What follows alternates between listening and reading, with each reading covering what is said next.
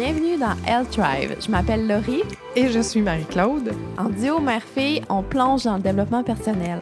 On parlera de psychologie, de motivation, de santé en vous transmettant des connaissances et des conseils concrets basés sur la science et sur nos propres expériences de vie. Préparez-vous à des conversations profondes, à rire, à vous sentir boosté dans tous les domaines de votre vie. Ready to shine? Let's go!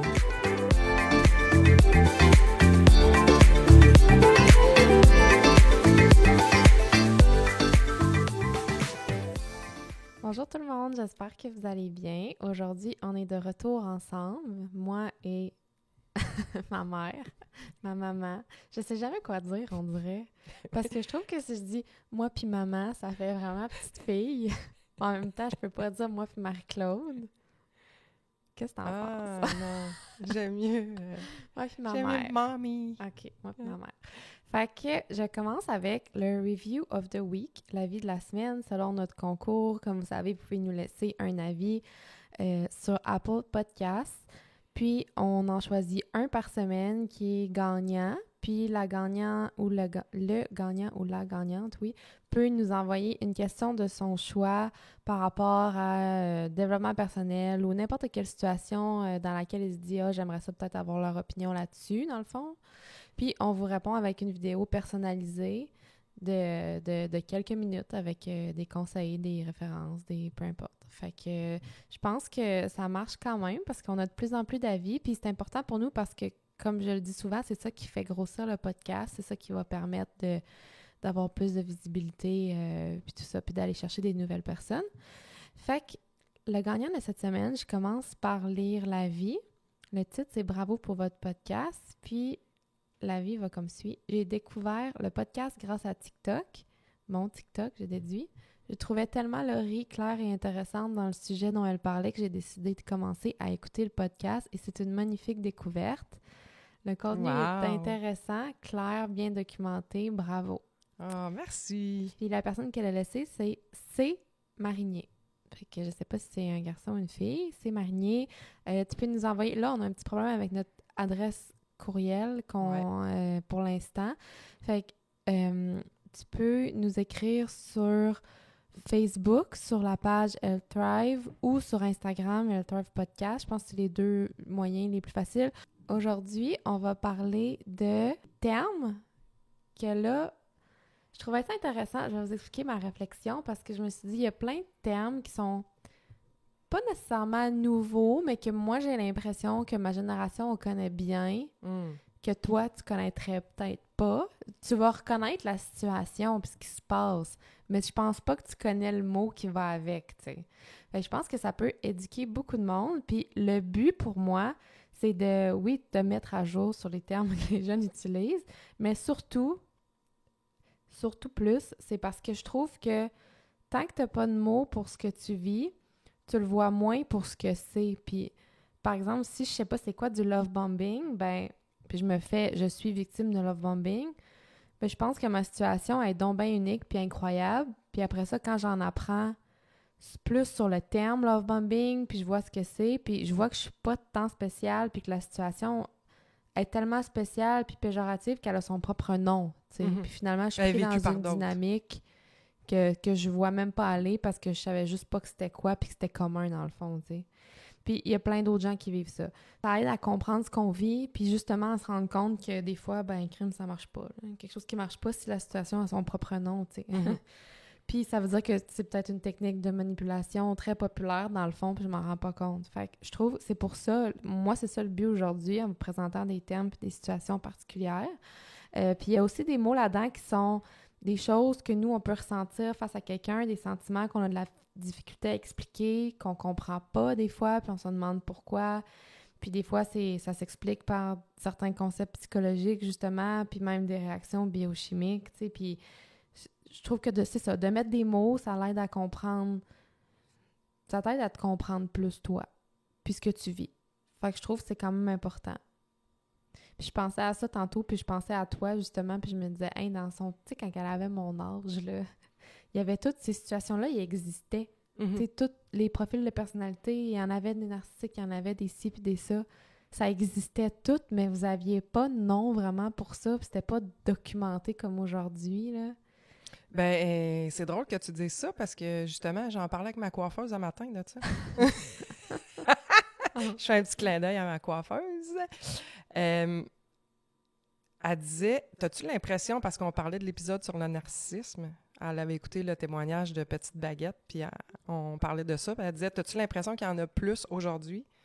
Puis on en est venu à dire que c'est pas qu'il y en a plus, c'est qu'aujourd'hui, on a tellement plus d'accès à l'information. Quelqu'un qui veut s'informer, qui veut apprendre sur des sujets, avec les podcasts, avec YouTube, avec tout ce qu'on a sur Internet, tout ce qu'on est capable d'aller chercher, c'est sûr qu'on est plus documenté. Si on veut apprendre sur des sujets, on en parle plus ouvertement aussi. Fait que c'est là où c'est différent. Tu sais, des troubles de personnalité ou des techniques de manipulation dans des relations amoureuses ou dans d'autres types de relations, ça existait dans mon temps. Là, Oui. je veux dire, j'en ai vécu plein, puis j'en ai vu plein. Mais est-ce que moi, à ton âge, à toi, j'étais capable de les nommer de la façon que vous les nommez aujourd'hui, puis qu'on avait accès à toute cette information-là? Pas autant. C'est ça la différence. Puis que ça évolue tellement, puis les termes changent aussi. Il y a plein de choses qui s'adaptent au langage plus commun, dans le fond. Un langage qui va être plus utilisé en psychopop ou... Ouais, puis même à ça, tu vois qu'en français, on est encore en arrière. On est en arrière, on ouais. est en retard, ouais. Là, parce qu'il y a plein de termes anglophones qui existent, qu'il n'y a pas d'équivalent vraiment, qu'on n'entend jamais en français. Là. Oui, parce qu'à toutes les fois que tu me parles de quelque chose, tu me dis « Hey, ça! Puis là, je suis « c'est quoi cette affaire-là? » Mais c'est 99,9% du temps, c'est des termes anglophones. Ouais, fait que c'est sûr, je vais en utiliser aujourd'hui. J'avertis parce que des fois, il y a la police du langage qui n'aime pas vraiment ça, les termes anglais. Mais, tu sais, on l'a déjà pas dit. dans ma cuisine, la police du langage. Non, pas là, je la vois pas. Non, mais c'est vrai, il y a des gens qui n'aiment pas ça, mais tu sais, en même temps... Mais c'est la vie, là. Je veux dire, c'est ça qui est ça. Puis en plus, comme il y en a qui savent déjà, j'ai étudié à McGill, fait que tu sais, moi, souvent, ça arrive souvent dans les épisodes qu'on cherche des mots anglais, puis qu'on dit un mot anglais, puis qu'on cherche l'équivalent, puis c'est, tu sais, je veux dire, c'est comme ça, là, puis c'est ça, fait que... Ben souvent, on en ça trouve changera pas. sûrement pas.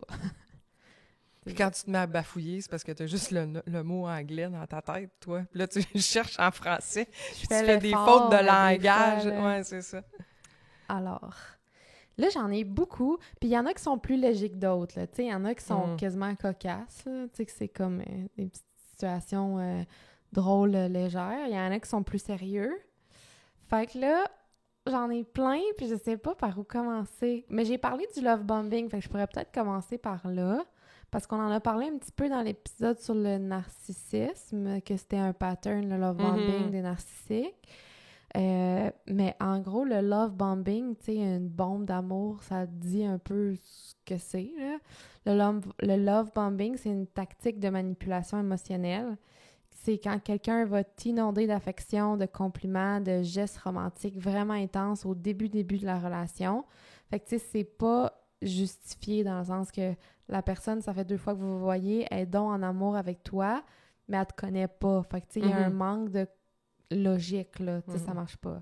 Fait que cette surabondance-là d'amour, ça crée comme une illusion de soulmate, puis d'âme sœur, puis de connexion, puis de, tu sais, de profonde, puis rapide. Mais souvent, ce qui arrive, c'est qu'une fois que la personne qui reçoit ça est émotionnellement investie, inévitablement, ben, ça va vraiment changer. Une fois que la personne est investie puis est accrochée, ça restera pas comme ça pendant 10 ans. Là, t'sais. Ça va souvent, des fois, la personne va juste, une fois que c'est comme acquis, la relation va juste s'en aller ou va juste vraiment diminuer son intérêt parce qu'il y a plus de... Il y a moins d'intensité pour elle, puis ou ça va, tu sais, ils vont embarquer dans une relation, mais là, la connexion est tellement forte qu'après ça, c'est comme, admettons, pour les narcissiques, ça peut être une technique utilisée pour justement sécuriser la connexion rapidement, profondément. Puis après ça, ils vont commencer d'autres techniques de manipulation beaucoup plus, pas évidentes, mais plus difficile à vivre. Ouais, c'est ça. Plus Ouais. dommageable au quotidien, Mm-hmm. là. Puis là, c'est ça. Fait que c'est vraiment une technique de manipulation émotionnelle. Puis ce que je veux soulever là-dedans, c'est que ce que ça reflète, en fait, c'est un manque profond d'estime personnelle de la personne qui va love-bomber quelqu'un. J'ai pas d'autre verbe. Qui va love-bomber quelqu'un parce que, dans le fond, le but, c'est de se faire refléter à quel point ils sont incroyables, puis c'est un prince charmant, puis que c'est ci, puis c'est la relation parfaite, puis c'est un conte de fées. Fait que ça leur donne beaucoup d'estime de se faire voir comme ça par quelqu'un d'autre. Fait que c'est ça, c'est juste un manque d'estime personnelle parce que quelqu'un de sécure, de sain, puis qui a une bonne estime de lui, tombe pas en amour après une date, puis essaye pas de faire croire qu'il est en amour après une date parce que c'est comme la seule façon que je vais te faire tomber en amour puis je vais t'avoir, c'est de te faire vivre cette espèce de fantaisie folle-là, tu sais, parce que tu m'aimeras pas vraiment pour ce que je suis. Fait que je vais te love-bomber, je vais te donner une surdose incroyable pour que tu penses que je suis donc parfait puis incroyable, puis c'est comme ça que je vais t'avoir, tu sais. Fait que ça, à toutes les fois qu'on en parle, je le dis, mais tu sais, moi, il y a une ligne qui me revient tout le temps, c'est vraiment un conte de fées. Puis quand on se dit pourquoi les gens se font embarquer là-dedans puis ils allument pas, tout le monde sait que logiquement, ça marche pas. Tu le sais que logiquement, personne n'est en amour après une date, ça se peut pas, tu sais. Mais il y a tout le temps une partie de nous qui croit au coup de foudre puis au conte de fées. Puis ça, la docteure qu'on cite souvent, qui est spécialisée là-dedans, docteur Ramani, ce qu'elle dit, c'est personne veut se faire sortir d'un conte de fées. Peu importe à quel point on est une personne logique dans la vie, quand on tombe là-dedans, tout le monde veut vivre un conte de fées quelque part en dedans d'eux autres. Fait que, qu'est-ce que t'en penses? Écoute, j'essaie de réfléchir sur est-ce que j'ai déjà vécu ça? Conte de fées au début? Non, ça m'est jamais arrivé. Moi non plus. Non, j'aurais peut-être aimé ça, par exemple, un petit conte de fées, ça aurait changé du quotidien, mais... Ben souvent, aussi, on dit narcissique, mais des fois, c'est pas nécessairement, là. C'est pas juste des narcissiques qui vont faire ça. C'est quand même commun aussi. C'est contre-intuitif, mais quelqu'un d'évitant pourrait faire ça aussi au début, tu sais, parce qu'au début, ils vont tomber en amour avec le chase, là, toute l'intensité de la... conquérir. Pas de la chasse, là, mais tu sais, c'est ça, de pas vraiment avec la personne pour qui aller. Ils tombent comme en amour avec tomber en amour, justement, là. Ils veulent quelqu'un, puis tout ça. Puis une fois que la réalité embarque, puis là, ils ont la réalité, puis ils apprennent vraiment à te connaître, ils sont comme, ben, tu sais, finalement, c'était bien plus beau dans ma tête au début. La réalité se compare pas avec le rêve que je m'étais créé, là. Fait que, tu sais, j'ai plus d'intérêt, dans le fond. Fait que les gens qui vont... Tu sais, si t'es quelqu'un qui a une peur de l'intimité profonde, dans le fond, tu vas peut-être utiliser cette technique-là aussi, parce qu'au début, tu vas t'embarquer là-dedans inconsciemment, puis là, finalement, t'es comme, ben... J'étais bien dans le superficiel, mais je veux pas vraiment développer le lien profond avec la vraie personne que j'ai en avant de moi, fait que je perds de l'intérêt, tu sais. C'est intéressant. Quand même, ça doit pas être facile, puis c'est difficile, justement, d'en prendre conscience, mais c'est ça. C'est pour ça que je pense que nommer les choses, ça peut grandement aider. Ben, tu sais, j'ai vraiment le discours de l'entrevue que j'ai faite avec l'expatrié, là, tu sais, l'épisode. Elle dit au début, tu sais, de la façon que ça s'est passé, puis tout ça, le conte de fées, il était parfait, on le trouvait parfait, tu sais, je reviens sur ses mots, mais tu sais, il avait tout fait un genre de... C'était vraiment une espèce de pièce de théâtre montée d'avance, là, puis tout s'est passé vite. Fait que c'est ça, elle était comme pris rapidement dans le conte de fées. Ouais. Moi aussi, là, tu sais, j'imagine, là, mettons, là, genre, je rencontre, admettons, là, je m'en boy! Je sais pas où qu'on s'en va, mais en tout cas... Parce que moi, je suis bonne dans les scénarios, tout le monde qui me connaît va vous le dire. Fait que là, moi, j'imagine, là, mettons, je m'en vais, là, une semaine dans le sud avec une amie, là. Puis là, je rencontre, genre, un Italien, là. Puis là, il est beau, puis il est riche, puis là, il est grand, puis là, il est comme... T'es la femme de ma vie, t'es tellement belle, j'ai un coup de foudre. Tu sais, tout, t'es comme, je suis qui pour dire que c'est pas vrai? Moi, je veux vivre ça. Pourquoi je m'enlèverais volontairement de ça, là, tu sais? Puis là, il me dit, tu viens me visiter dans un mois, je te paye ton billet d'avion, tu t'en viens dans mon manoir, tu vas avoir tout ce que tu veux, prends ma carte de crédit, va magasiner, t'es la femme de ma vie. Tu sais, c'est comme... Ça se peut que tu aies le goût de le vivre. C'est ça! Oui! C'est ça! Oui, tu sais, oui, t'es oui. comme... Ben là... Tu fais juste m'en parler, là. OK, là, tu sais, j'ai comme un sentiment que c'est trop Ouais. beau pour être vrai. Probablement que les gens l'ont. Ouais. Mais de là à arrêter ça, puis pas Ouais. le vivre, Mhm. je sais pas sûre. Mais c'est là, quand tu te mets dans les souliers de quelqu'un d'autre, peut-être Ouais. qui est placé dans cette situation-là, que tu arrives à comprendre ou à avoir de l'empathie pour la personne qui le vit. Ben oui. Parce que... Puis dépendamment, quand est-ce que ça t'arrive dans ta vie aussi? Si tu es dans une période de vulnérabilité, parce que ça, c'est des discussions aussi que j'ai eues avec la personne qu'on a eue en entrevue. Quand tu rencontres quelqu'un dans ta vie, puis que tu t'arrêtes, tu prends du recul, puis tu te dis, quand ça n'a pas fonctionné ou tu as vécu des affaires poches de même. Moi, je pense qu'il y a toujours une question qu'il faut se poser. C'est quand j'ai rencontré cette personne-là, j'étais dans quel état et qu'est-ce que j'avais besoin à ce moment-là de ma vie, j'étais où? Fait que si tu es dans un moment de vulnérabilité, Oui. que tu vas pas bien, que ton estime personnelle est pas bonne, pour peu importe la raison, là. Ou ça fait longtemps que t'as pas été en couple. Ça fait longtemps que t'es t'as pas été en seule. couple, t'es dans une période de ta vie où tu te sens pas bien, ou tu te sens pas bien physiquement, ou que t'es pas valorisé, ou peu importe. T'es en... Tu sais, je prends une mère qui est tout seule avec ses enfants, qui se sent peut-être... tu sais, juste une maman qui a de la difficulté à se retrouver comme femme, comme... Puis il y a quelqu'un dans ta vie qui arrive, puis qui te reflète ça. C'est sûr que ça doit être difficile d'écouter ton instinct puis de dire « Voyons, ça n'a pas de bon sens, c'est trop beau pour être vrai. » Tu comprends? Puis c'est facile à dire de comme, ben là, une fois que tu vois la vraie personne puis que le négatif embarque, c'est facile de quitter. Mais attends un peu, là, c'est parce que avec tout ce qui t'a fait vivre avant puis le conte de fées, ça vient tellement clasher la réalité que t'avais que tu vas dire « Oups, ben là, ça marche pas, c'est pas ce que je connaissais de lui. » C'est sûr que tu pars pas après la première fois, là, tu vas dire « Ben non, ça fait 6 mois que je vis le rêve, là c'est arrivé une fois, c'est un accident, entre guillemets. Tu sais, là, c'est comme un écart de conduite, mais c'est pas ça la réalité, mais finalement, c'est ça la vraie réalité. Là. Tu vois, là, je savais que à chaque terme, ça allait prendre 20 minutes, puis j'arriverais jamais. Moi, j'en avais plein. Ouais. Fait que là, ça va être tough. Mais c'est pas grave. Ben non, mais... On fera une partie 2 au pire. Mais c'est ça, là. Mais c'est super intéressant. Puis je veux juste dire que moi, je suis pas au courant des termes.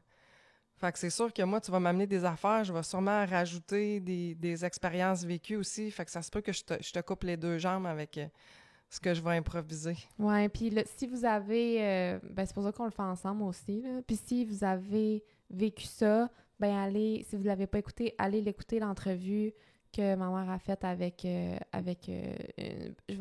pas une survivante, mais oui, là, tu sais, une victime d'une personnalité narcissique en relation amoureuse, là, qui a été mariée, puis ça s'appelle Entrevue avec mariée à un narcissique, entrevue avec une expatriée.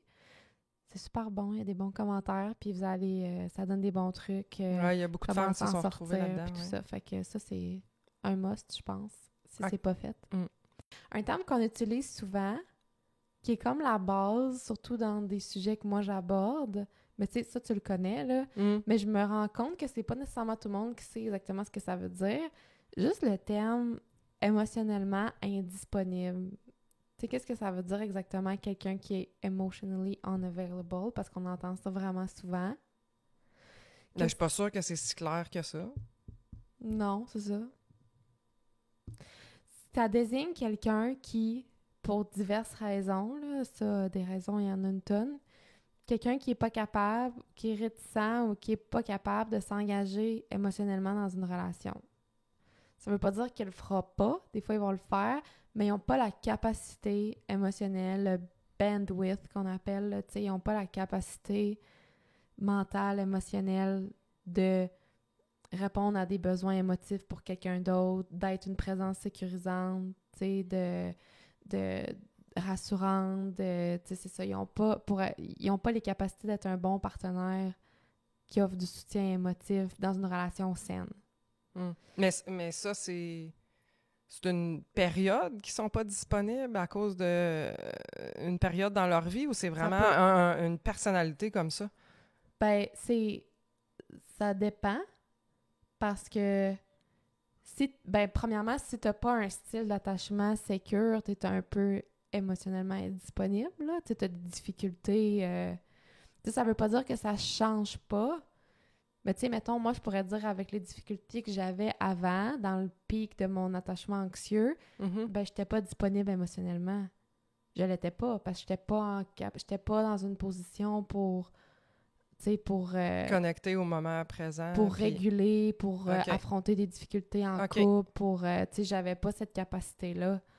Émotionnellement indisponible, ça peut venir de l'enfance, ça peut être un pattern de vie tout le temps, mais tu sais, admettons que j'ai toujours eu un attachement sécure où ça va bien, mais là, je perds ma sœur, admettons. Tu sais, puis je traverse une période vraiment difficile, ben ça se peut que dans cette période-là, je sois, entre guillemets, indisponible. C'est pas à cause c'est pas à cause de ma personnalité, mais tu sais, dans cette période-là, j'ai de la misère à donner ce que l'autre a besoin. Tu sais, ça, c'est temporaire, là. Ça veut pas dire que ça veut pas dire que ça va être long puis tout ça, mais je parle surtout plus de ceux qui vont donner des relations toxiques tout le temps, là. Ceux qui sont juste indisponibles, qui sont pas capables de donner ce qu'une autre personne a besoin en relation saine.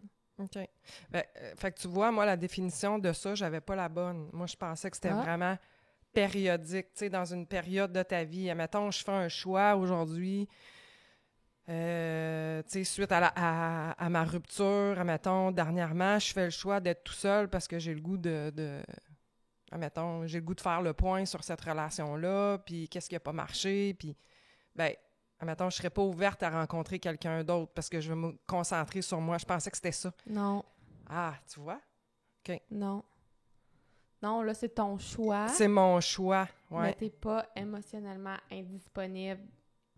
T'as quand même les capacités. Si tu rencontres l'amour de ta vie demain matin, t'as les capacités d'être en relation, puis de répondre aux besoins de quelqu'un, puis d'être toute là, puis de pas laisser ton trauma affecter la relation. Ton trauma, tes traumas que tout le monde a, là. Pas comme... j'en ai. C'est ça. Ils n'ont pas peur des mots. Fait que, tu sais, les signes concrets, mettons, c'est l'inconstance, imprévisibilité, être irrégulier dans les messages, la communication, un jour je te veux, l'autre jour je te veux pas. Ça, c'est des signes d'indisponibilité émotionnelle. Là. OK, ouais. Très, très, très présent une semaine, l'autre, t'en entends plus parler, pas capable d'aller dans les discussions profondes, pas capable de mettre une étiquette sur la relation. Tu sais, pas capable de s'engager à une personne, faire le choix de s'engager. Oui, je comprends. Tu sais, distant, détaché, ou l'inverse, trop anxieux puis attaché. Tu sais, ça, on y pense pas, puis on met beaucoup le blâme sur les évitants, mais quelqu'un d'anxieux est pas mieux, là. C'est pas mieux, c'est parce que... C'est lourd! Ben, c'est parce...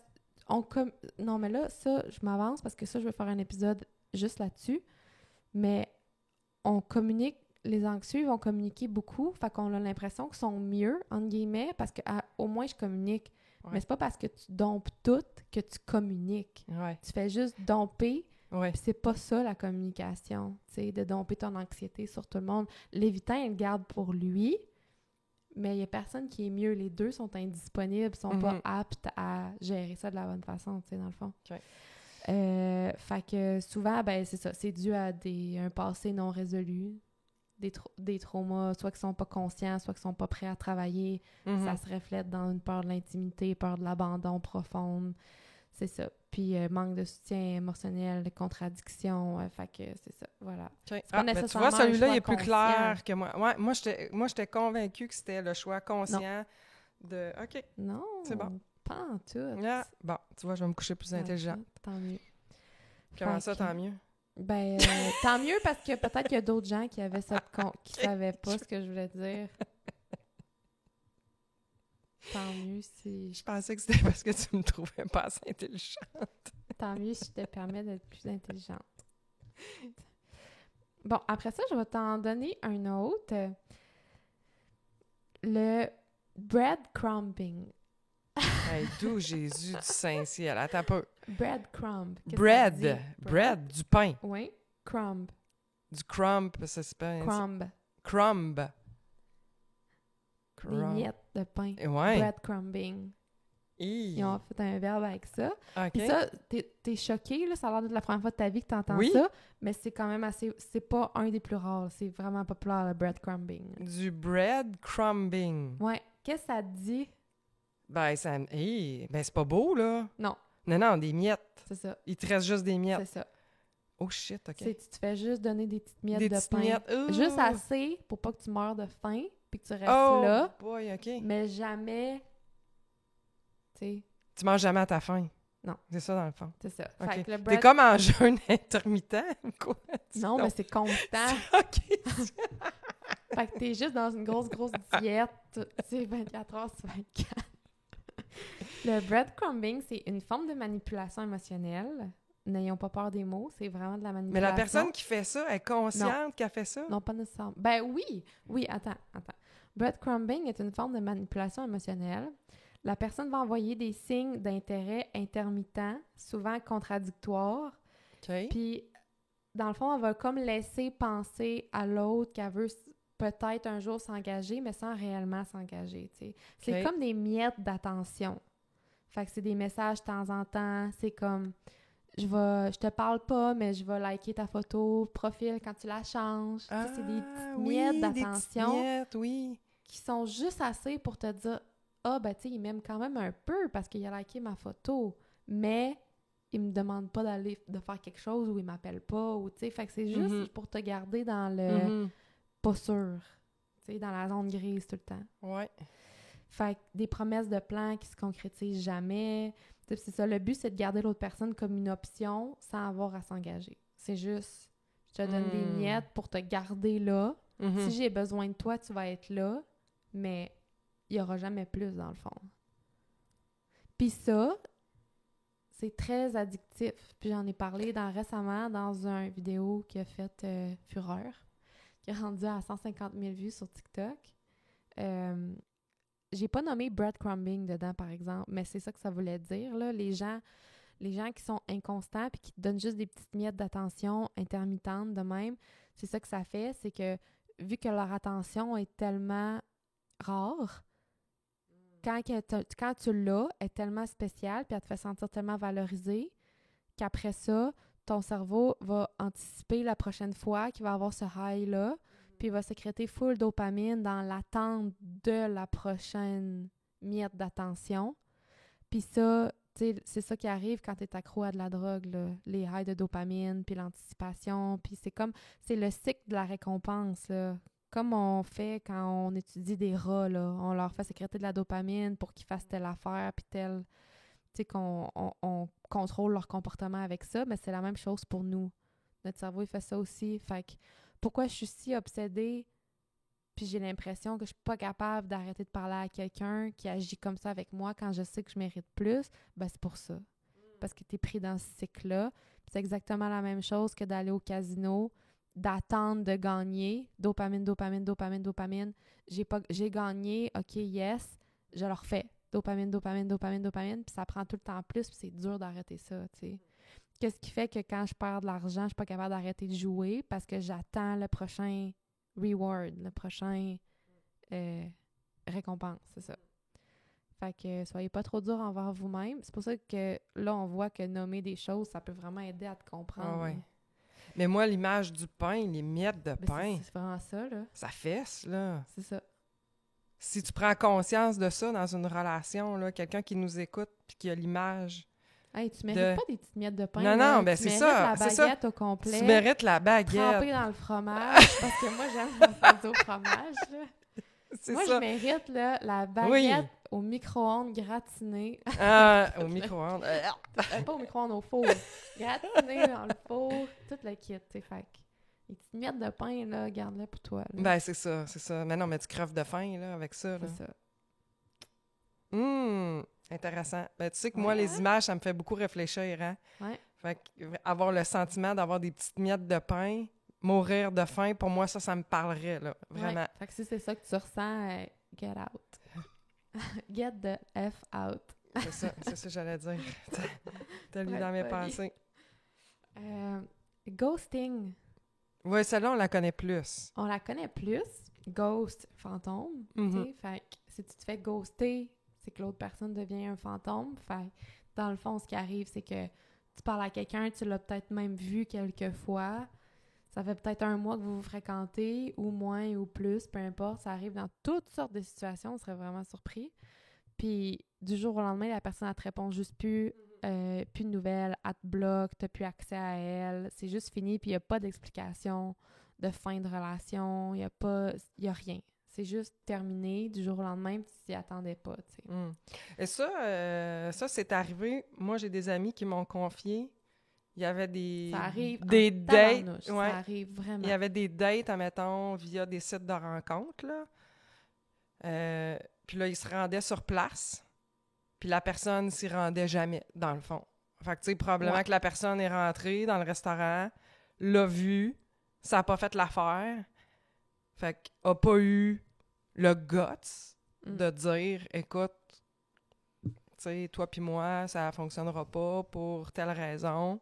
Ben, c'est Puis ça, de mettre ses culottes, puis la personne est partie au lieu de gérer les affaires de la bonne façon. Ouais, ben ça, j'avoue, pas que ça me dérange moins, mais tu sais, Moi, je trouve ça bas, sérieusement, là. Oui, mais tu sais, il y en a qui se font faire ça quand ça fait 2 mois qu'ils fréquentent quelqu'un, là, imagine. Là. Non, mais ça, c'est pire que bas, là. Ben, le point, je pense que tout le monde commence à savoir c'est quoi ghoster, mais le point, pourquoi je voulais en parler, c'est que si tu te fais ghoster, la question, ça devrait pas être qu'est-ce que moi j'ai fait pour mériter ça, tu sais, qu'est-ce que j'ai fait qui a fait faire ça, tu sais, là, si t'as quelqu'un dans ta vie qui... C'est comme ça qu'il gère ses relations, puis sa communication, puis ça t'en dit gros sur la maturité émotionnelle, là. Puis, sérieusement, tu veux pas être avec quelqu'un... tu veux pas être avec quelqu'un qui gère ça comme ça, puis qui a ce niveau de maturité-là, puis qui a autant pas de considération pour les autres personnes, là. Tu sais, moi, je pense pas avoir déjà fait ça. Peut-être quand j'avais 17-18 ans, ça se peut, là. Je m'excuse si jamais je t'ai fait ça, puis tu m'écoutes. Quelqu'un qui m'écoute que j'ai ghosté, genre, qui est encore en peine d'amour. Non, c'est une blague, OK? Mais si, je pense pas avoir fait ça. Puis même après une date, tu sais, si je sais que ça fitait pas puis que ça irait pas plus loin, ben, je pense avoir toujours eu la maturité puis la bienveillance de dire, écoute, tu sais, c'est pas compliqué, là. Puis si t'as de la misère, ça se peut, je dis pas que c'est facile, ça se peut que t'aies de la misère puis que toi, t'ailles ghosté quelqu'un. Puis tu sais, t'es pas une mauvaise personne, mais je te dis juste, pense-y, là, ça prend 2 secondes, là, tu fais juste écrire, ça n'a pas besoin d'être un roman, là. Tu fais juste écrire « Allô, écoute, j'ai réfléchi, tu sais, j'ai passé un super bon moment avec toi, j'ai aimé notre connexion, pour l'instant, tu sais, je trouve, soit si c'est la raison, c'est vraiment ça, tu te dis, je trouve que notre fit est plus amical, c'est un lien plus amical que j'ai ressenti, tu sais, je préfère qu'on arrête ça là, ou ma priorité, c'est d'autres choses en ce moment, je préfère qu'on arrête ça là, je vois pas de compatibilité, je préfère qu'on arrête ça là, tu sais, fait que tu commences avec de quoi de gentil, mettons, tu sais, peut-être que ça a vraiment été un désastre la date, mais tu sais, tu peux trouver une petite affaire, à moins qu'il t'ait vraiment manqué de respect ou quelque chose, là. Mais tu sais, si c'est une bonne personne, je pense que tu y dois ça, là. La personne a passé du temps avec toi, puis, tu sais, vous avez essayé quelque chose, puis ça marche pas. Il me semble que... Je dis pas que c'est facile puis c'est confortable de laisser quelqu'un, mais c'est tellement... c'est inconfortable pendant 5 secondes au lieu de laisser quelqu'un dans le doute de même pendant peut-être des mois, là. Tu sais, je veux dire... Mais il me semble que c'est pas dur, là. Tu fais Non, juste te mettre à la place de l'autre, là. Toi, là, t'aimerais ça que ça se finisse comment, là? Tu sais, je veux dire, c'est quoi la... Ben attends, parce que tu peux penser ça, mais aussi, si tu te mets à la place de l'autre, moi, mettons, mon réflexe, c'est plus difficile pour lui si j'ai dit que c'est à cause de lui que ça... Tu sais, j'ai dit carrément que je suis pas intéressée par lui. Je me dis, ça va faire plus mal que si j'arrête d'y parler, parce que si j'arrête d'y parler, il va peut-être dire, c'est elle qui avait... Tu sais, il n'y a pas de confirmation que c'est de sa faute à lui. Fait que je me dis, moi, mon premier réflexe, ça serait peut-être, je veux pas y faire de peine, fait que je vais pas y dire que c'est à cause de lui, parce que je veux pas que son estime en mange un coup, c'est un bon gars, puis blablabla. Mais c'est pas la réponse. Mais je veux dire, mon premier réflexe, ça pourrait... Je comprends les gens qui vont se dire ça, mettons. Je veux pas y faire de la peine, fait que je vais juste rien dire. Mais c'est pas... C'est vraiment... C'est jamais la bonne façon. Jamais, jamais, jamais, jamais, tu sais. Mais je comprends. C'est juste que faites pas ça.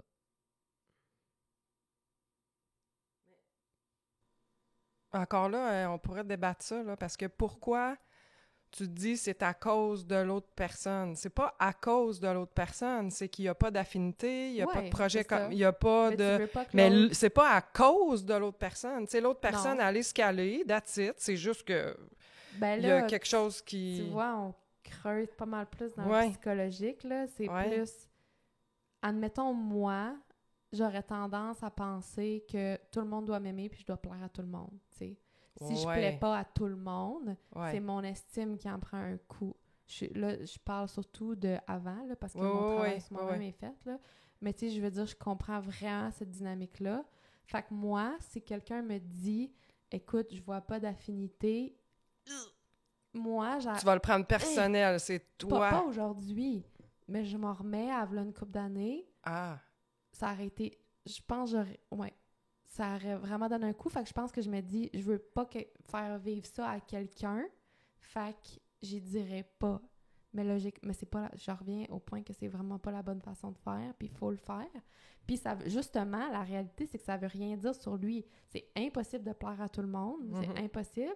C'est pas parce que moi, je trouve que il y a c'est pas... pas un bon fit. Si on n'a pas des plans futurs communs, puis que toi, tu sais, on n'a pas les mêmes buts dans la vie, ben, ça veut absolument rien dire sur ta valeur à toi. Ben On non, s'en c'est fout de ça. ce que moi je pense. C'est Là. ça. Moi, je suis juste un personnage secondaire dans ta vie. Là. Ben moi c'est comme ça que je le c'est vis. ça. Parce que moi, quelqu'un me dirait ça, c'est comme ça que je me sentirais aussi. Peut-être qu'à 20 ans, je me serais pas sentie de même. Aujourd'hui, quelqu'un me dirait, écoute, ça fait 2 mois qu'on se voit, c'était vraiment le fun, mais on va arrêter ça là pour telle raison. Ben, OK, fine. Tu sais, je remettrai pas ma valeur en question. Ben, il faut Tu pas. comprends? Mais moi, je C'est ça. pense que mon devoir, c'est de représenter les anxieux qui nous écoutent, qui peuvent s'identifier à mes struggles. Fait que moi, je veux vous Puis dire moi, je suis que là je pour les comprends. drive. Non, C'est ça. oui, mais Ouais. moi, je suis là pour les driver. Ah, c'est ça. Fait que c'est comme, Mais c'est c'est pas toi faut pas que tu te doutes de ta propre valeur. Puis ça, c'est important. C'est parce que si toi, tu te sens comme ça, si je me fais flusher, ça veut dire que j'ai pas assez de valeur, ben tu vas peut-être avoir tendance à ghoster pour pas faire de la peine à quelqu'un. Mais ça, c'est toi qui te vis comme ça, mais c'est pas tout le monde qui va vivre. C'est toi qui vis ça, mais tu peux pas flipper ça puis penser que c'est la réalité de tout le monde puis que tout le monde aimerait mieux ça. Tu sais, ça, c'est pas vrai. Puis ce que ça donne comme impression, c'est que justement, tu sais pas communiquer, t'es pas mature émotionnellement, t'es pas capable de dealer avec des conversations un petit peu plus inconfortables. Fait que, tu sais, ça te nuit juste à toi, là. Mm. Mais le but, éventuellement, comme personne qui nous écoute, puis qui est dans le développement personnel, puis qui chemine, parce que en tout cas, la plupart des gens qui nous écrivent, c'est vraiment des gens qui cheminent, puis c'est des bonnes personnes avec les messages qu'on reçoit. Là, on voit que c'est des gens super brillants, allumés, puis mon devoir, c'est de vous dire, ceux qui vivent ça, lâchez pas. Tu sais, vous allez avoir de plus en plus confiance en vous, dans vos relations, puis c'est pas parce qu'une relation va se terminer que vous êtes brisé. Puis c'est pas parce que quelqu'un va te ghoster que t'es plus rien dans la vie. Au contraire, tu sais. C'est l'autre personne qui te démontre, en tout cas pour moi, sa qualité aussi d'être humain.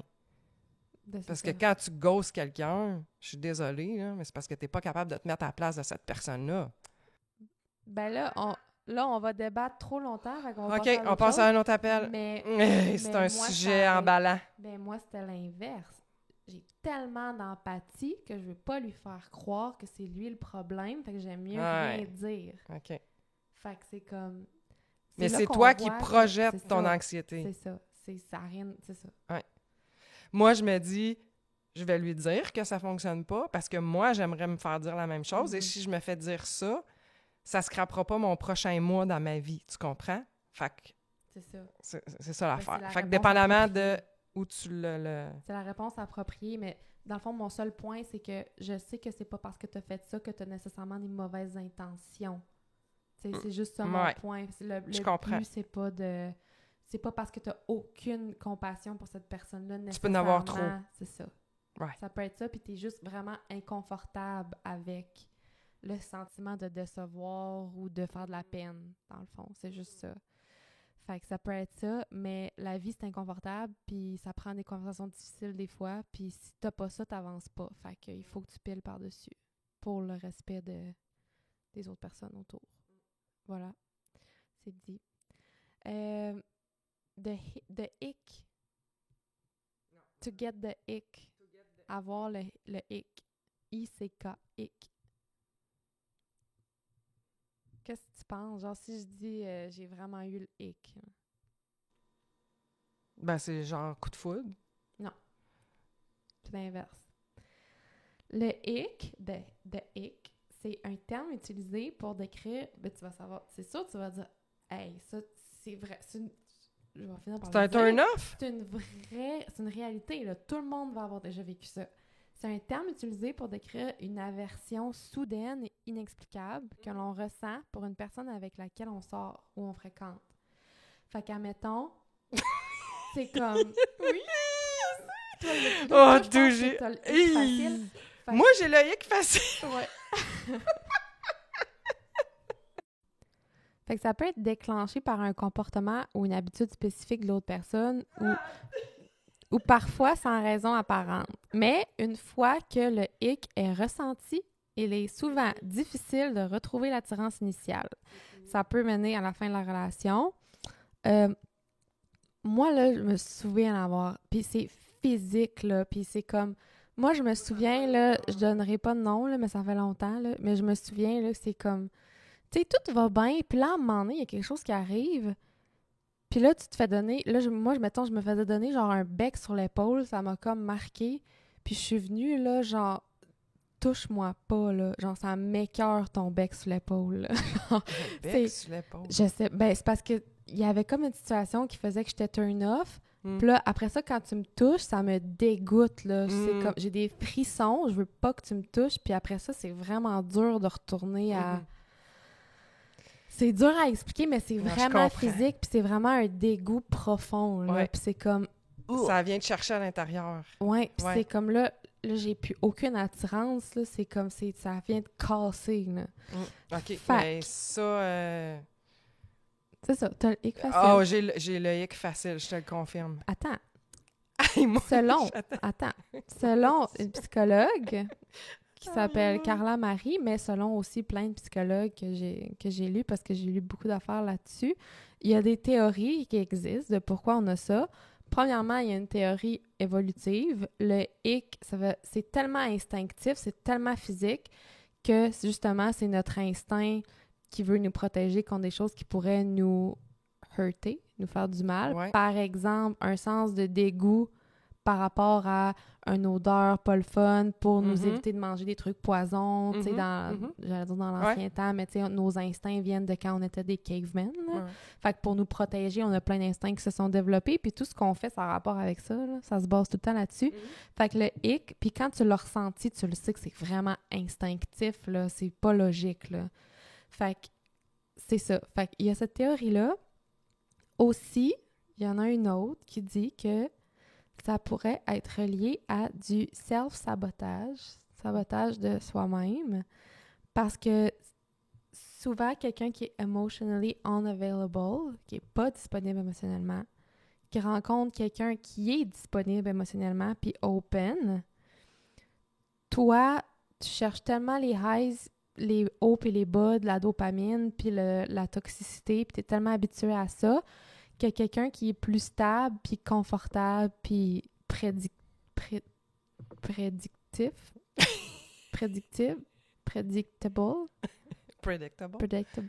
ben, ça va avoir l'air un peu plate, puis ton feeling d'inconfort, souvent tu vas trouver, ton cerveau va comme trouver une habitude qui va te donner de X chez cette personne-là, comme pour te donner une excuse de sortir de ça, tu sais, c'est comme, ah ben là, j'aime pas comment il mange, fait que ça marchera pas, ça m'écoeure trop.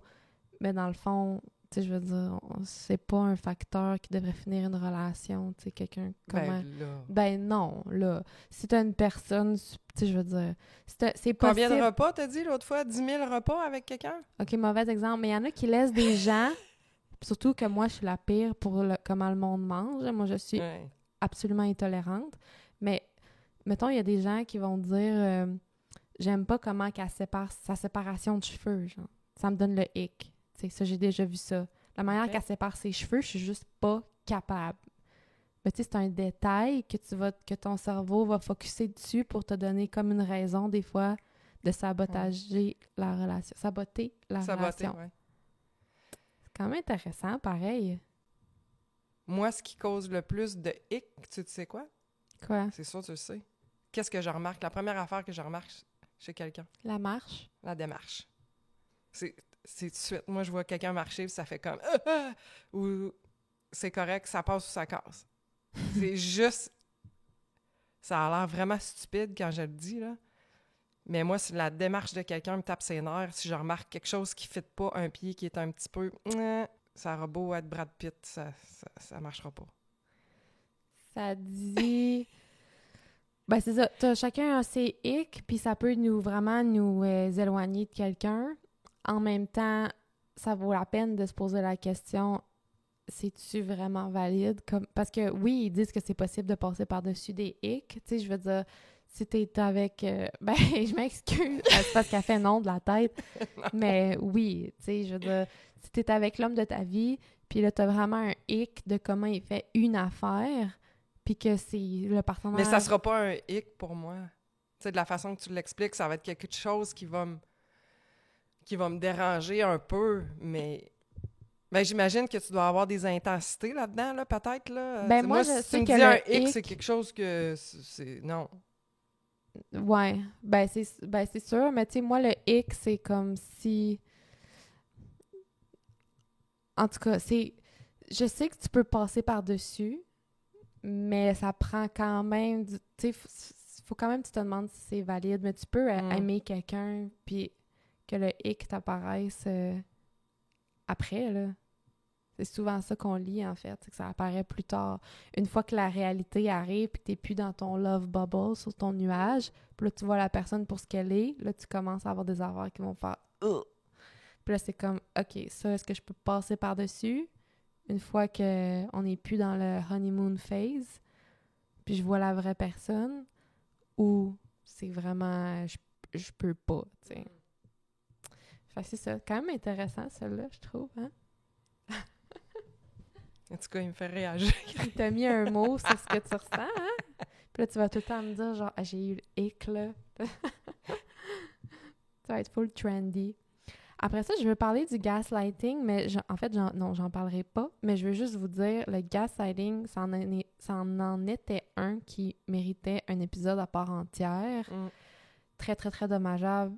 Forme de manipulation émotionnelle qui fait beaucoup, beaucoup de dommages aux gens.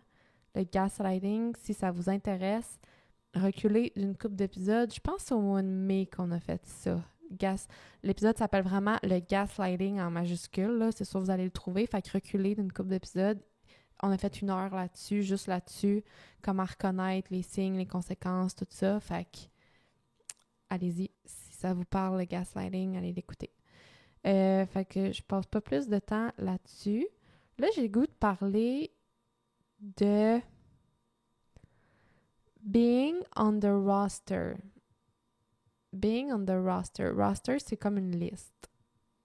Ah, fait que ok. si, tu sais, je dis genre, you're on his roster. T'es sur sa liste, Ouais. tu sais.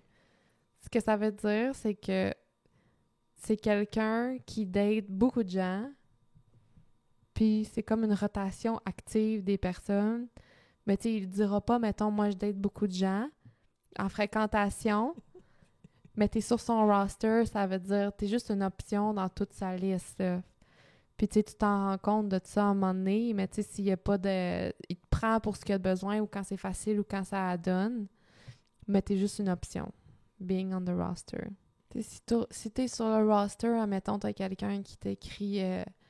il t'écrit tout le temps, genre le vendredi soir pour aller chez eux, mettons.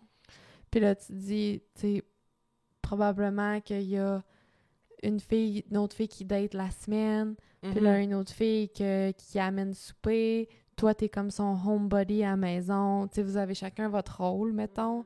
Mais il ne dira pas que c'est la réalité. Mais tu sais, clairement, tu vois que t'es pas sa priorité, puis qu'il y a plein d'autres choix, là, puis que c'est pas nécessairement... il n'y a pas d'engagement non plus, puis il n'y en aura pas plus, là. Fait que c'est ça. The Spark. The Spark est intéressant. Vraiment. C'est quoi le spark? Spark, c'est une étincelle? Oui.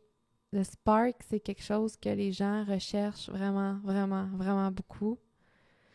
Puis c'est une des premières affaires qu'on entend. Pourquoi ça n'a pas marché? Il n'y avait pas de spark, il n'y avait pas d'étincelle. J'ai pas ressenti le spark, j'ai pas ressenti les papillons, j'ai pas ressenti la flamme, j'ai pas... Puis les gens s'attendent à ce que à la première date, tu le sais ou tu le sais pas, tu sais. Y a-tu le spark ou il l'a pas? Puis souvent, c'est vrai, souvent en première date, y a-tu le spark ou il y a pas de spark? Puis quand il y en a pas, souvent ça va être pour la... Sérieusement, je pense que pour la majorité des gens, c'est assez une bonne raison pour dire non, je continue pas, il y avait pas de...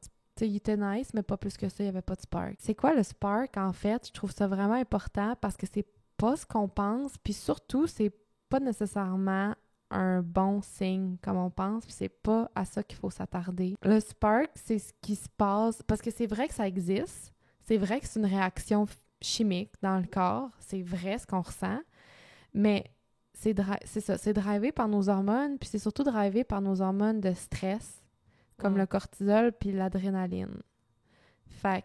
Puis les endorphines. Fait que c'est un mélange de stress puis de bien-être. Mais souvent, le spark va arriver quand la personne va te rappeler un stress familier. T'sais. C'est excitant, c'est stressant, on le confond avec quelque chose de bien comme des papillons, mais c'est le rush d'hormones que tu ressens qui rentre dans ton sang, ça va amener des réactions physiologiques comme l'adrénaline, le cœur qui bat plus vite, le sentiment d'anxiété, de lightheaded, de, tu sais, comme être sur un nuage, tout ça. C'est vrai ce qui arrive, là, la sensation physique est vraiment là. Sauf que l'erreur qu'on fait, c'est qu'on la prend pour un bon signe alors que ça l'est pas vraiment. Puis c'est surtout pas nécessaire à une relation long terme saine, tu sais. C'est pas parce qu'il n'y en a pas qu'il faut arrêter. C'est pas une composante essentielle d'une relation. C'est vraiment pas quelque chose qui prédit le succès d'une relation, je vais le dire comme ça. Tu peux avoir la meilleure relation au monde puis pas avoir eu de spark à la première date. Parce que moi, si je pense aux sparks que j'ai eu dans ma vie, c'est des sparks, tu sais, c'est synonyme pour trauma activé, là. C'est synonyme de, tu me rappelles un trauma familier, je ressens du stress puis de l'anxiété en ta présence, je ressens une étincelle, mais l'étincelle, c'est de l'anxiété.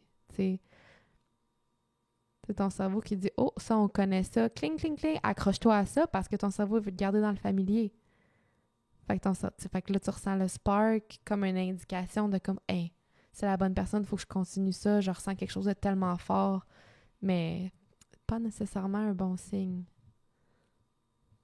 T'as-tu déjà ressenti un gros spark, toi? Ben oui. Puis c'est pour ça que je parle pas, là. Parce que des fois, quand tu parles pas, on sait pas si tu te dis « Qu'est-ce qu'elle me dit là? C'est n'importe quoi son affaire? » Ou je répète, ça m'allume. Non, okay. je réfléchis parce que je l'ai déjà vécu, puis j'ai de la misère à voir la composante anxiété là-dedans. Tu sais, dans le sens que moi, si tu me dis anxiété, je me sens pas bien. C'est pas un sentiment que j'aime ressentir ou que, tu sais, c'est pas le fun d'être anxieux. Tandis que ça, ce que tu décris là, ça m'est déjà arrivé. Puis c'est comme un sentiment d'énergie intense. Puis il y a des gens avec qui, quand on est en contact, on a ce feeling-là instantané. Ben, l'anxiété, c'est plus la partie « il faut que j'aille cette personne-là après ». Okay. Tu sais, l'anxiété, c'est plus la partie « là, je peux plus vivre sans ça, ça me prend ça, puis j'ai besoin de cette personne-là, puis qu'est-ce que je vais faire, puis il faut qu'elle me texte, puis pourquoi elle me texte pas, parce que le spark va amener l'anxiété. » Tu sais, c'est tellement fort que là, tu voudras pas perdre ça, puis ça te donne l'impression que c'est l'homme de ta vie, tu sais. alors que vraiment pas nécessairement. L'anxiété est comme activée. Ben là, je parle surtout de quelqu'un qui a un attachement anxieux, par exemple, là, parce que l'anxiété drive les relations, là, l'anxiété d'abandon. Fait que, tu sais, pour moi, je sais que ça crée le spark, c'est des feux d'artifice, là, c'est tu sais, quand tu rencontres la personne, mais après ça, c'est que de l'anxiété, là. L'anxiété vient après. Ouais, mais c'est aussi... T'es bien sur le coup.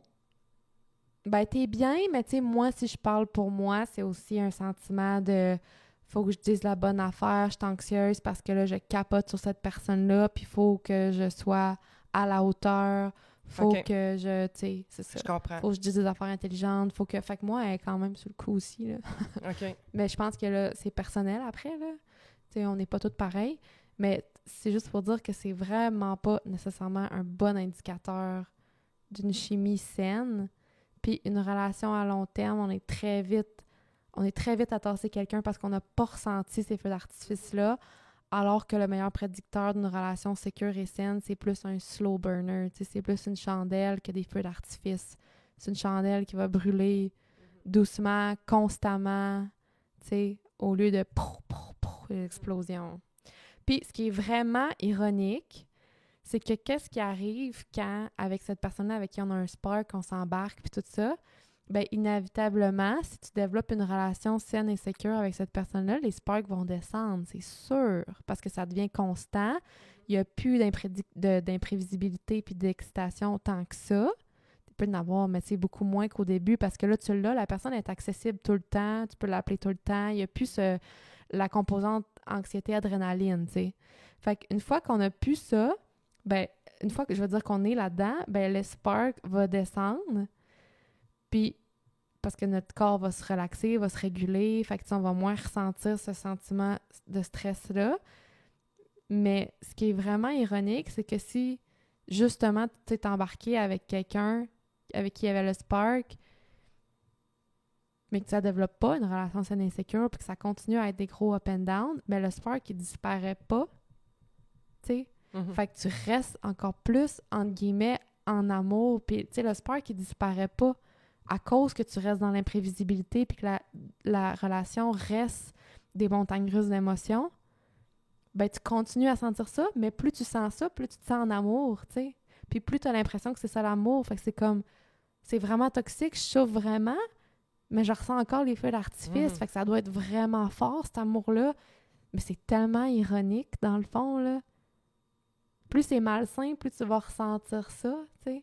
Alors qu'une relation saine, c'est pas le fun, mais t'as plus le spark aussi fort, là. Tu sais, c'est ça, le spark, c'est le feu d'artifice. Tu ressens plus ça dans une relation, quelqu'un avec qui tu partages ta vie au quotidien depuis 1 an, là, puis avec qui c'est sécuritaire, puis que tu sais à quoi t'attendre, tu sais.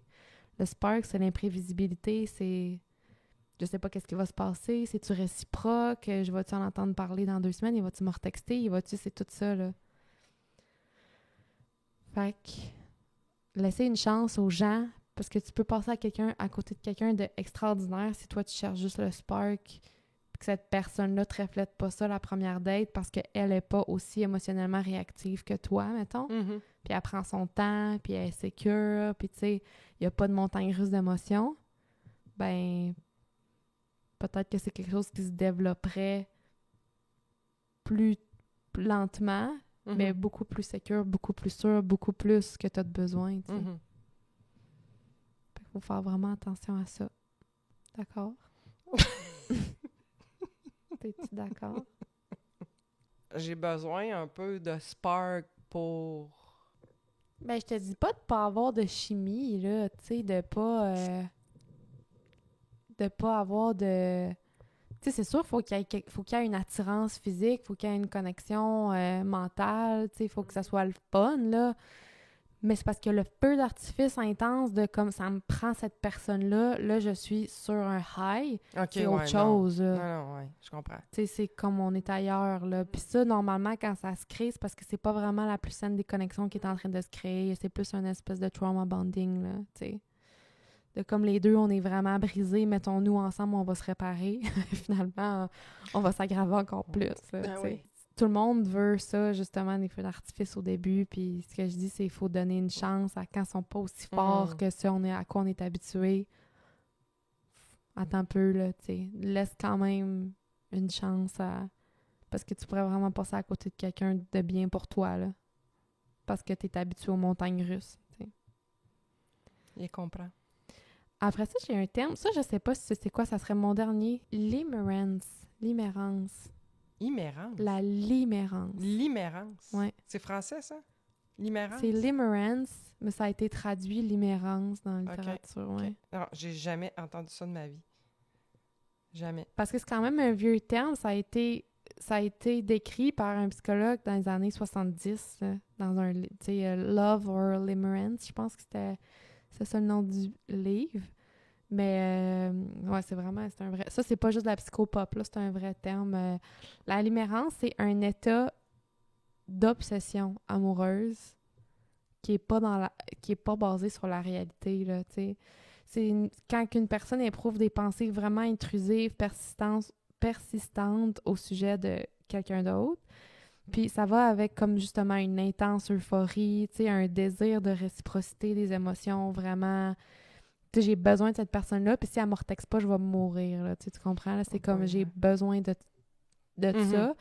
Mais les personnes en limérance idéalisent beaucoup l'autre personne, ils vont la mettre sur un piédestal, puis ils vont analyser chaque interaction en détail, tu sais, chercher un petit signe que, tu sais, il m'aime-tu? Ah, il a dit ça, ça doit être ça. Tu sais, c'est comme une suranalyse, overthinking, une spirale de... Tu penses qu'à ça, là. Fait que cet état-là, ça peut durer des mois, ça peut durer des années, mais c'est pas de l'amour. C'est pas ça de l'amour. Puis ça, tu sais, quand ça fait 2 dates avec quelqu'un, puis tu t'es dans la date, puis tu te dis « Ah, il est le fun, c'est vraiment le fun, j'aimerais ça le revoir. » Puis là, tu reviens chez vous, puis là, ton état mental passe à « Je vais mourir s'il ne me retexte pas. » Tu sais, c'est pas de l'amour, là. C'est de l'obsession. Cette personne-là, tu la connais pas. Tu peux pas être en amour avec. Tu sais, l'obsession est complètement basée sur le film que tu t'es fait de ce qu'elle pourrait être, mais ça n'a rien à voir avec elle, dans le fond, là. Tu sais, ça peut pas. Fait que, ce qui est essentiel, dans le fond, pour la limérance, c'est le uncertainty. Tu sais, c'est ce qui est pas sûr. Je suis pas sûre qu'il éprouve la même affaire. Je suis pas sûre que c'est réciproque. Je ne sais pas ce qu'il ressent pour moi. C'est ça qui drive la limérance puis l'obsession. Un peu exactement comme le breadcrumbing puis, tu sais, l'anticipation. Puis c'est comme un cercle vicieux d'addiction, là, de dépendance à ce sentiment-là.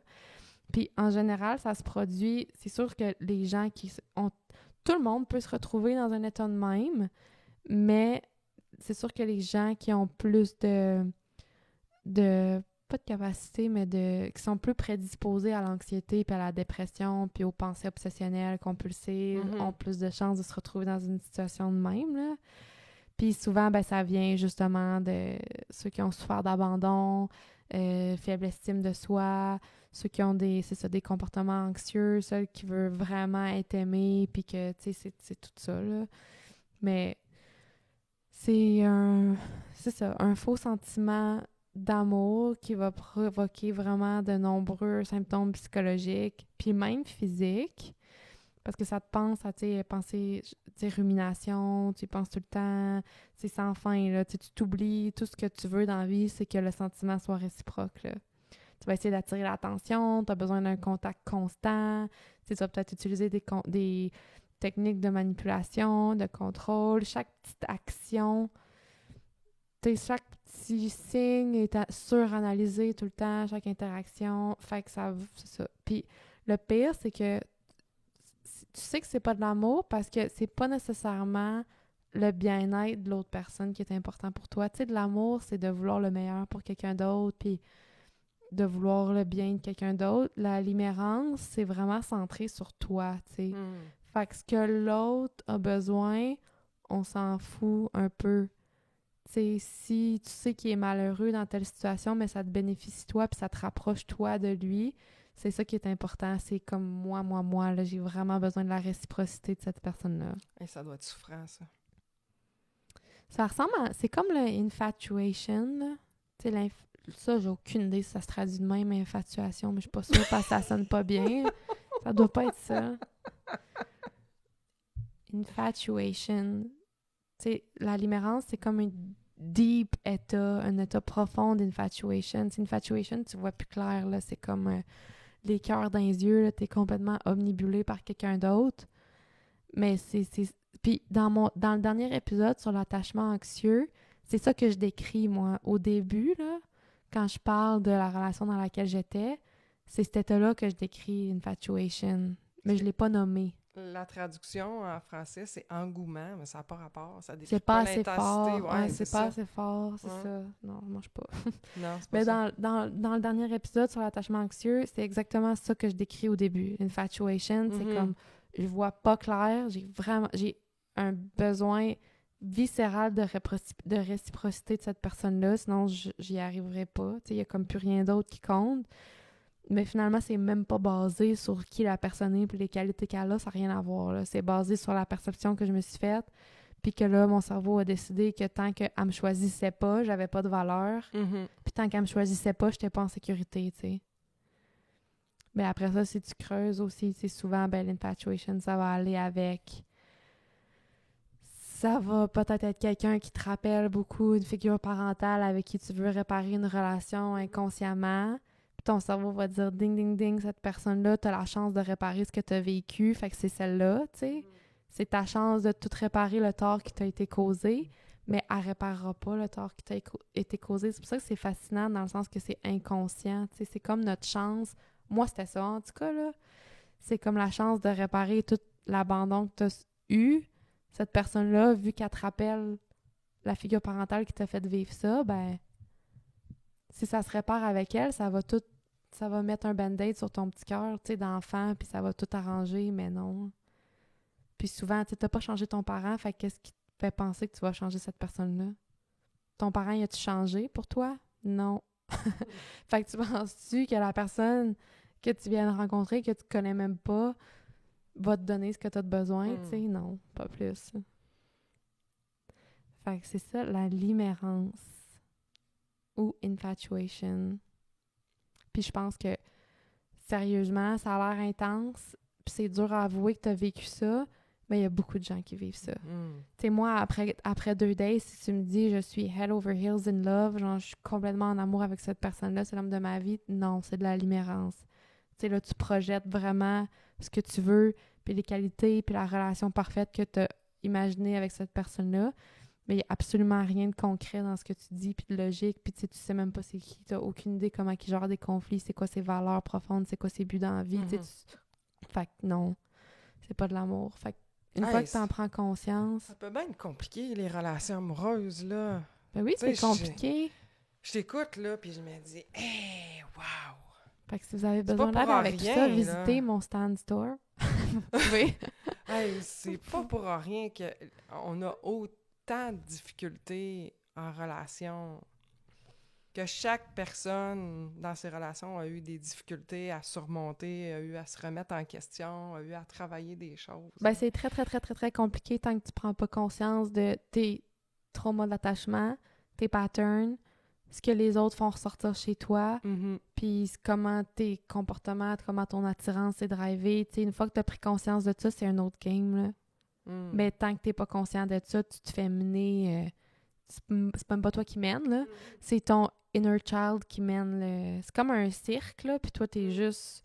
Tu te fais embarquer pour la ride, puis c'est pas toi qui mène rien. Il y a aucune décision consciente, tu sais, c'est juste ton subconscient qui mène toutes tes décisions tant que t'en sors pas consciemment.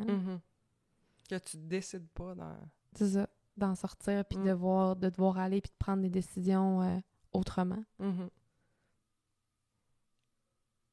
Wow!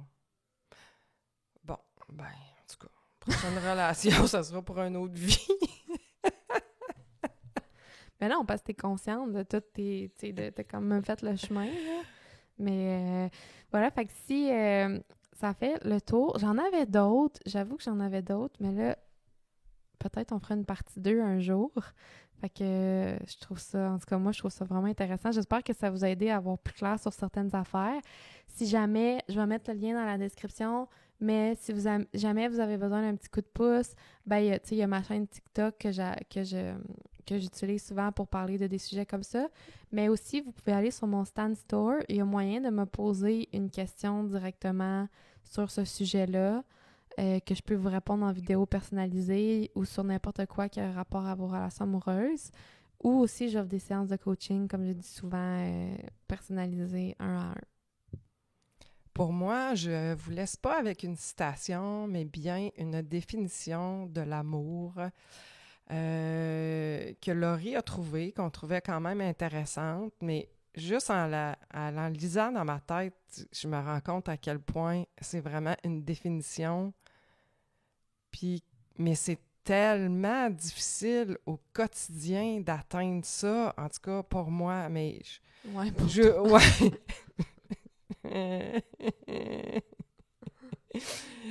je suis une cause désespérée. Bon, bref.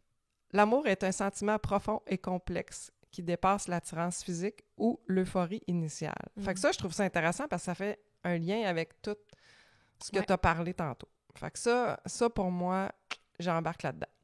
C'est un engagement sincère et réciproque à partager la vie de l'autre à travers les bons et les mauvais moments.